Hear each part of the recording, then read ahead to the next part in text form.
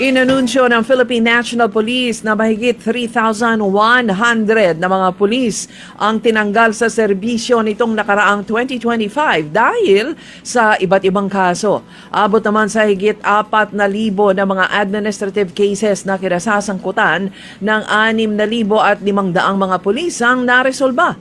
Bukod sa mga natanggal sa trabaho, may 3,000 din na iba pa ang naparusahan na kinabibilangan ng demotion o pagbaba ng rangko. Sinabi ni PNP Chief Lieutenant General Jose Melencio Natates Jr. na ang disiplina ay kanyang prioridad dahil hindi epektibo ang police works kung ang law enforcer ay mga law offender.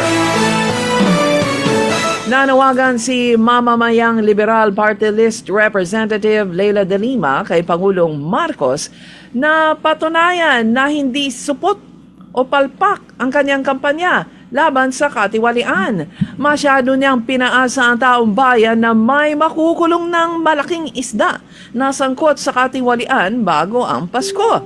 Pero walang nangyari, walang nakulong at ang malalaking isda ay hayahay kaayo.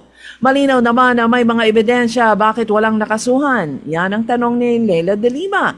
Dahil ba kaanak? Dahil ba kaalyado? Ayon pa kay de Lima, pag ganyan, nang ganyan, ang Pangulo para siyang substandard na paputok. Nagpasabog pero supot. Mariing tinanggihan ni Ombudsman Jesus Crespin Remulla ang mga kumakalat na balita sa social media na siya umano ay isinugod sa ospital.